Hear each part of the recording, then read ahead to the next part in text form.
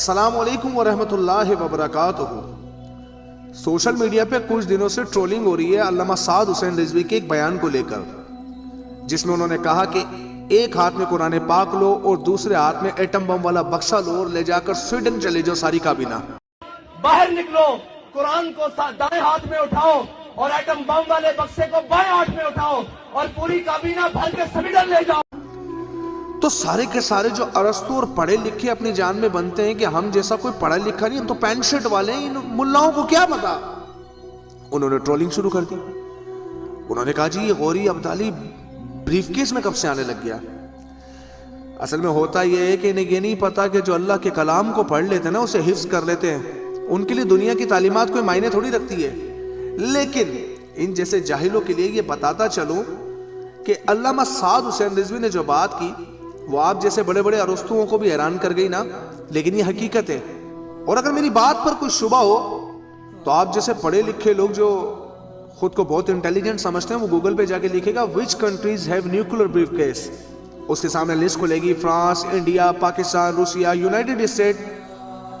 یہ وہ ملک ہیں جنہوں نے بریف کیس نیوکلر بنا لیا اور یہ مشرف کے دور میں ہی لانچ ہو چکا تھا۔ اب جناب بات آتی ہے کہ یہ بات کس وجہ سے کہی گئی۔ اصل میں آپ کی غیرت تو مر چکی ہے، آپ لوگوں نے اس چیز کا مذاق بنا دیا۔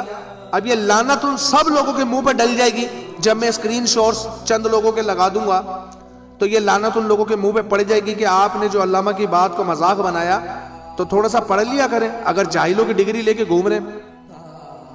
اب میں آپ کو اس کے بارے میں معلومات دے دوں۔ سوٹ کیس نیوکلر ڈیوائس ایک ٹیکنیکل جوہری ہتھیار ہے جو اتنا پورٹیبل ہے کہ وہ سوٹ کیس کو اس کی ترسیل کے طریقے کے طور پر استعمال کر سکتا ہے۔ متحدہ اور سوویت یونین دونوں نے 1950 میں 1960 کی دہائیوں کے دوران خاص طور پر یہ ڈیزائن کیے گئے بیگ میں پورٹیبل ہونے کے لیے اتنے چھوٹے جوہری ہتھیار تیار کیے تھے۔ میں کئی فوٹیجز بھی آپ کو دکھا دوں گا جو یہ لوگ لے کر جاتے تھے جب ان کی کوئی میٹنگز ہوا کرتی تھی۔ جوہری بریف کیس ایک خاص طور پر تیار کیا گیا بریف کیس ہے جو جوہری ہتھیاروں کے استعمال کی اجازت دینے کے لیے استعمال کیا جاتا ہے اور اسے عام طور پر جوہری ہتھیاروں کے لیڈر کے قریب رکھا جاتا ہے۔ اور آپ کی اس جہالت پر لعنت اور یہ پڑی جاتی ہے کہ انڈیا اتنا واویلا مچا رہا، اس نے بھی یہ جاہلوں والی بات نہیں کی کہ یہ اس لیڈر نے کون سی بات کی ہے، کیونکہ آپ تو اس کو غوری کو اور نہ جانے کس کو یہ سمجھ رہے تھے کہ یہ بریف کیس میں ڈالا جا رہا ہے۔ اس کا وزن 80 سے 100 پاؤنڈ تھا۔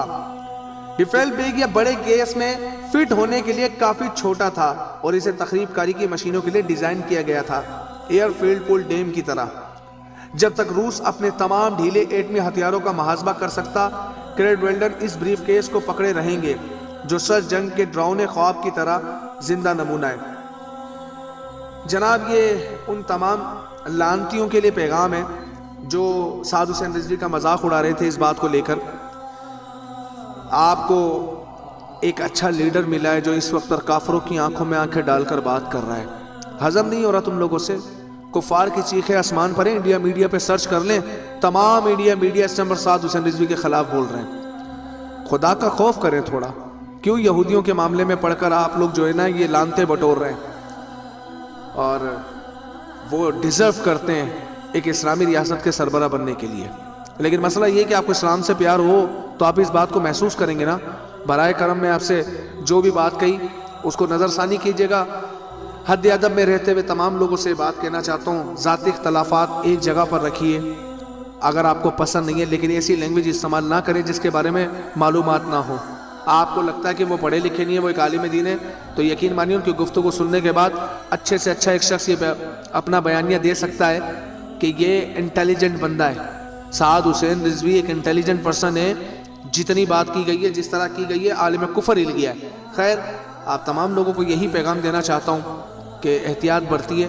اپنے ہی ملک کے ایسے سربراہ کے لیے بات کرنا جو کافروں کو للکار رہا ہے مناسب نہیں ہے۔ السلام علیکم ورحمۃ اللہ وبرکاتہ۔